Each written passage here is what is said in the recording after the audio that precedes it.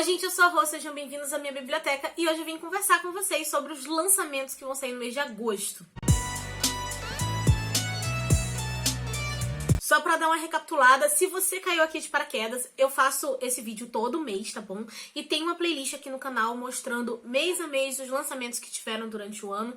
Vou estar deixando essa playlist aqui nos cards e no box de descrição pra vocês conferirem, tá? E lembrando que eu sempre foco nos principais lançamentos, nos que tem mais a ver com o conteúdo, com a temática aqui do canal. E lembrando que vai ter o link de compra aqui embaixo no box de descrição, porque caso você queira adquiri-los na pré-venda ou alguns que já vão ter saído aí durante o mês, vocês podem comprar por esse link, porque vocês vão estar ajudando muito o canal sem pagar nada mais por isso. Agora, sem enrolação, vamos para os livros, começando aqui para o Yellow Face, né, Impostora. E aqui a gente vai ter uma história sobre duas autoras, né, que elas eram amigas e elas começaram a lançar os livros delas juntas, só que uma acabou tendo muito mais sucesso do que a outra, só que essa que teve sucesso, ela acaba morrendo e a amiga dela acaba tendo o impulso ali de roubar o manuscrito dessa amiga e publicar como se fosse dela para poder atingir o sucesso. Pra quem não conhece, é a mesma autora de A Guerra da Papoula e Babel, que inclusive são dois livros que eu tenho muita curiosidade pra ler. E esse livro, ele promete ser uma espécie de thriller ácido, que vai estar falando aí sobre apropriação cultural, racismo e também sobre o próprio mercado editorial. Outro que eu vi, assim, a capa, mas eu ainda não vi algumas pessoas comentando sobre ele, mas me despertou muito interesse,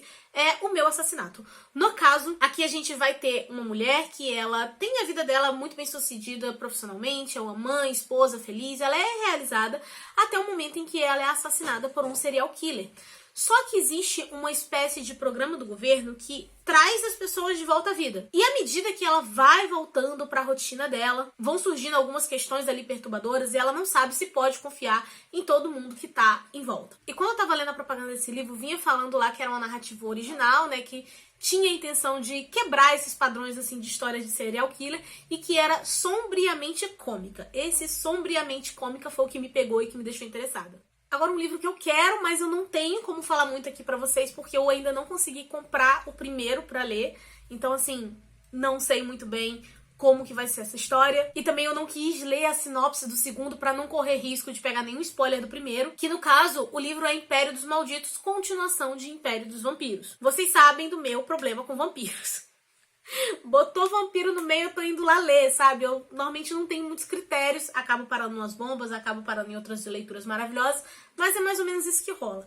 Quero muito essa continuação, só que realmente é um livro que ele é bem caro. O primeiro livro mesmo eu não consegui pegar numa promoção ainda direita, e esse outro também já tá vindo naqueles preços de 100 e pouco, então assim, complicado. Mas além do fato de ser uma história de vampiros, né, que isso já me motiva, ainda é do Jay Kristoff, né, que eu li um livro dele que foi o Nevernight e eu simplesmente adorei. Então eu quero realmente ler os outros livros desse autor. Aí tem um livro que eu tô interessada porque ele pega uma aura assim que eu gosto, mas eu não sei se ele vai ser muito juvenil, que no caso é os 5 Lâminas Partidas. E basicamente a gente vai ter um reino aqui, né, que o rei precisa morrer. E aí algumas pessoas vão atrás de matar esse rei, né? Então é bem aquela propaganda assim, tipo, uma ladra, um assassino, um príncipe exilado, bem aquela coisa assim, sabe? Em que todos esses personagens vão estar tentando chegar a essa coroa, né, matar esse rei. E faz muito aquela propaganda de todos eles são mentirosos, que o melhor mentiroso vença. Não vão haver mocinhos nessa história, só o seu vilão favorito. E eu gosto muito dessa temática, dessa vibe, assim, de que quando a gente não tem mocinhos na história. Só que, assim, a minha preocupação a respeito desse livro é o quão juvenil ele vai ser. Porque pelas propagandas que eu vi, ele realmente tem tudo isso que eu gosto, mas que talvez ele seja destinado para um público mais novo. Então, não sei se vai ser aquela coisa de para um público mais novo, mas eu vou conseguir curtir, ou se pra mim não vai encaixar tão bem por causa da faixa etária, né? Convenhamos que eu já tenho 30 anos, né? Já não tô tão novinha assim. Mas é um livro que com certeza eu vou estar lendo aí pra pelo menos dar aqui meus 2 minutinhos de opinião depois. Agora um livro que eu não vou ler, não tô interessada, mas vou mencionar aqui, né, porque eu vi que tinha alguns de vocês interessados em ler essa continuação. No caso, é o Chama de Ferro, continuação aí do Quarta Asa. Pra quem não sabe, o que eu acho meio difícil, o Quarta Asa, ele é uma espécie de romantasia, e a gente tem ali, não sei se seria exatamente esse nome, é tipo cavaleiros, né, cada um com seus dragões, vai ter romance envolvido, vai ter aquela temática muito de tipo escola de magia, né, porque parece que o dragão escolhe o seu cavaleiro e no meio disso você pode morrer, entendeu? Só que assim, os comentários que eu vi sobre esse livro é uma coisa que é meio juvenil demais pra mim. E ao mesmo tempo, parece que tem uma cena hot, um negócio assim, que é voltado pro romance. Não é minha vibe, tá? Não vou ler, não tenho interesse. Inclusive, eu fui atrás de alguns spoilers sobre, e assim... definitivamente não é pra mim, tá? Vocês não vão ver vídeo sobre isso aqui no canal. Mas pra quem tá interessado, tá aí, né? Eu acho que uma das principais coisas, né, que me desestimulou a ler esse livro foi a questão do preço extremamente abusivo. A gente sabe, sim, que os livros estão vindo muito mais caros, né? Toda a questão de papel, a economia, aquela coisa toda. Mas eu acho que nada justifica o preço pra esse aqui. No caso, o preço da pré-venda desse aqui tava em 180, tá? E assim, capa dura, corte colorido... não é desculpa pra mim, porque tem outras editoras fazendo a mesma coisa com histórias maravilhosas por muito mais barato, e também porque a autora não é uma autora com um nome tão grandioso assim pra poder justificar esse preço, tá? Gente, convenhamos, Brandon Sanderson mesmo é um autor com muito mais nome, com muito mais prestígio, muito mais tempo de carreira, e eu não paguei esse preço pelo livro dele. Então, esse aqui, ó, tá aí, gente, lançou. Se vocês quiserem, vocês comprem. Se quiser ajudar o canal, compre pelo meu link, mas eu mesma não vou estar comprando, porque eu não acho que vale esse preço. Aí um livro de looping temporal que me interessou bastante foi o 23 Minutos. No caso aqui, a gente tem um garoto que, um determinado dia, ele tá voltando ali pra casa, ele se depara com um cara, esse cara atira nele. Ele acorda desnorteado, assim, né, meio atônito, sem saber o que aconteceu direito, 23 minutos depois. E a partir disso, ele começa a experienciar esse acontecimento todas as noites por 23 minutos. E a gente vai estar acompanhando esse garoto tentando entender o que aconteceu. Essa não é uma premissa muito inovadora, tá? Porque esse negócio de looping temporal a gente já viu em diversos livros, diversos filmes, tá? Só que eu, particularmente, gosto dessa temática. Porque eu acho interessante quando eu vejo alguns autores, né, ou roteiristas, pegando isso e trazendo algum diferencial dentro da história. Então vou estar lendo aí, vou querer dar uma chance pra essa história, pra ver ali o que eu acho realmente dela. Confesso que já peguei algumas histórias assim de looping temporal que me empolgaram muito, então é um tema que eu sempre acabo dando uma chance. Aí uma história de fantasia e aventura que acabou me despertando interesse, e também porque a capa é muito bonita, então isso óbvio chama atenção. É o Melodia Prateada, Chamas da Noite, e aqui a gente tem tipo uma espécie de local, né, que foi conquistado, e uma garota especificamente é a chave para descobrir os segredos do passado do povo dela. E essa garota ela acaba vivendo muito à sombra do que foi o passado, e também tentando entender o porquê que a mãe dela selou uma marca no braço dela. Essa marca não era visível para as outras pessoas até um dia que aparece uma determinada pessoa e acaba salvando-a de um feiticeiro. E a partir daí, né, a história dessas duas pessoas vão estar se conectando e elas vão estar lutando para poder libertar o seu povo. E um pequeno aviso, gente, na Amazon, quando a gente clica, não tá marcando nada como se for, ou nenhum aviso, sabe, sendo série ou coisa do tipo. Mas quando eu for olhar pelo Goodreads, esse aqui, no caso, ele parece que vai ser uma duologia, tá bom? Esse é o primeiro livro. E falando em duologias, vai relançar Um Estranho Sonhador e Musa dos Pesadelos. Eu já li essa duologia, eu simplesmente adoro, se tornou uma das minhas histórias de fantasia favorita. E aqui a gente vai ter um grupo de pessoas, né, que estão reunindo pessoas que possam ajudá-los a resolver um problema da terra deles.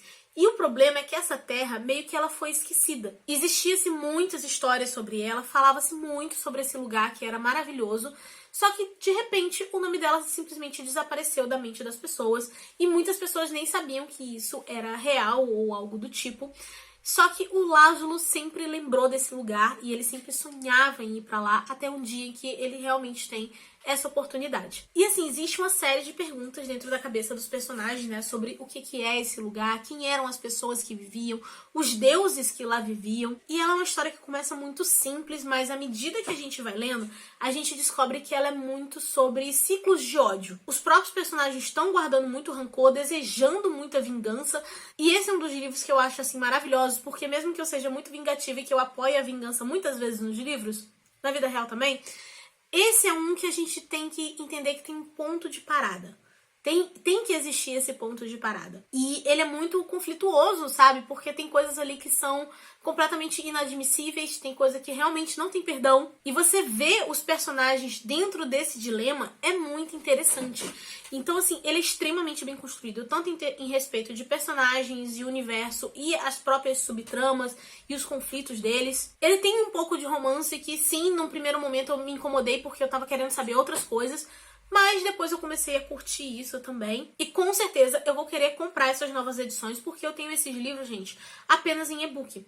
Teve um período, né, que eles eram lançados aqui com outras capas, só que isso acabou muito rápido.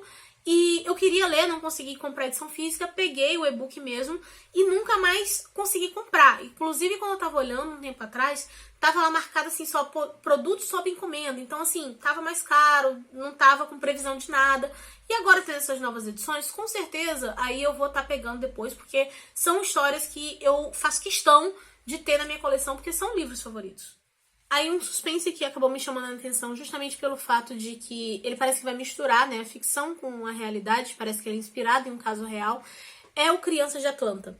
Aqui, no caso, a gente vai ter uma região ali que estava acontecendo vários desaparecimentos e assassinatos de crianças negras e que a população, né, a comunidade ali ficou um pouco mais tranquila quando um homem foi preso, que todo mundo acreditava que ia ficar tudo bem quando o criminoso estivesse atrás das grades. E aqui, especificamente, a gente vai estar acompanhando uma mãe, né, que o filho dela, adolescente, está desaparecido, e ela está muito decepcionada com a postura das autoridades, então ela e o marido começam a investigar sobre isso, né, já que ela suspeita justamente que o filho dela possa estar dentre essas outras crianças, né, desaparecidas e que ninguém tá fazendo nada a respeito, né. Outra coisa que me interessou a respeito desse livro é que ele foi lançado póstumamente e ele também recebeu a edição de Toni Morrison, né, que pra quem conhece é a mesma autora de Amada e O Olho Mais Azul. Eu ainda não li esses livros da Toni Morrison, mas é uma autora que eu sei que é muito elogiada, muito bem falada, que inclusive ainda quero ler os livros dela, tá?